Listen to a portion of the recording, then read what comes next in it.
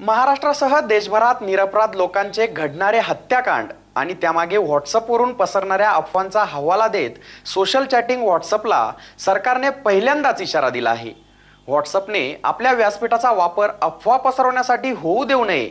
पसरवण्यात येत असलेल्या अफवांच्या जबाबदारीपासून सुटका होणार नाही।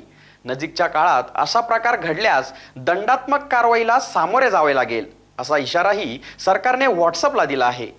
माहिती आणि तंत्रज्ञान मंत्रालयाने असेही स्पष्ट केले की अफवा पसरवण्यासाठी व्हॉट्सअपच्या व्यासपीठाचा वापर होत असल्याचे समोर आले आहे।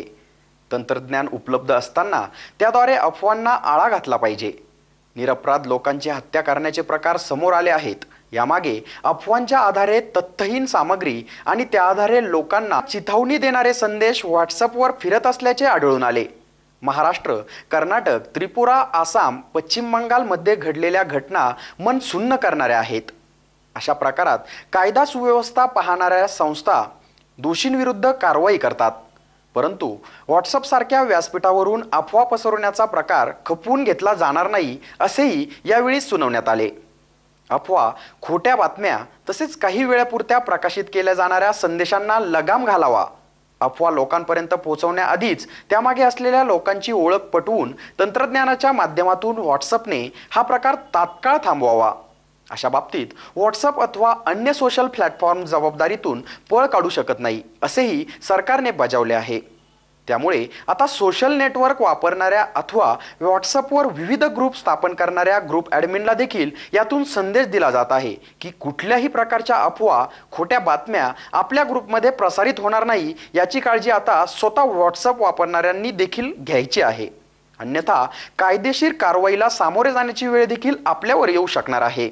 SN न्यूजसाठी संपादकीय विभाग। ग्रामीण भागात बऱ्याचशा ठिकाणी लहान मुले पळून नेणारी टोळी सक्रिय झाली असल्याच्या अफवा ठिकठिकाणी सोशल मीडियाच्या माध्यमातून किंवा माउथ टू माउथ पब्लिसिटीच्या माध्यमातून पसरवल्या जात आहे। सर्व नागरिकांना सिन्नर तालुका तसेच ग्रामीण भागातील आसपासच्या परिसरातील सर्व नागरिकांना माझी पोलीस निरीक्षक या नात्याने नम्र विनंती आहे का कोणत्याही प्रकारच्या अशा चुकीच्या अफवांवर विश्वास न ठेवता त्या घटनेची खातरजमा करून शहानिशा करून संशय आल्यास पोलिसांशी संपर्क साधावा।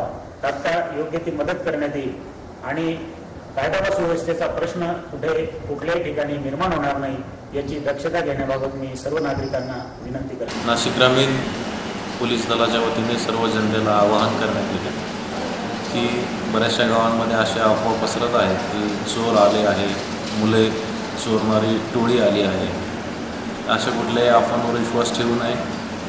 जर कोणत्याही नागरिकांनी कायदा हातात घेतला आणि त्यातून अनुचित प्रकार घडला तर भादवी 302 सारखे गुन्हे हे दाखल होतील। यापूर्वी धुळे जिल्ह्यात राईनपाडा गावामध्ये अशीच एक घटना झालेली आहे, ज्या ठिकाणी 5 निष्पाप लोकांचा गावकऱ्यांकडून खून झालेला आहे आणि त्यात त्यांचा मृत्यू झालेला आहे। त्यावेळेस 302चा गुन्हा दाखल करून आरोपी अटकेची कार्यवाही सुरू आहे। तमाम जनतेला, सर्व गावकऱ्यांना, ग्रामस्थांना, बंधू भगिनींना ही विनंती करण्यात येते, पोलीस दलाच्या वतीने आवाहन करण्यात येतं की अशा कोणत्याही अफवांवर विश्वास ठेवू नका। जर अशी कुठलीही बातमी, खबर मिळाली तर तत्काळ आपल्या नजीकच्या संबंधित पोलीस स्टेशन, पोलीस निरीक्षक, त्या विभागाचे DYSP यांना कॉल करायचा आहे, फोन करायचा आहे, नियंत्रण कक्षाला फोन करायचा आहे। त्याची तात्काळ दखल घेऊन पुढील योग्य ती कारवाई पोलीस प्रशासनाकडे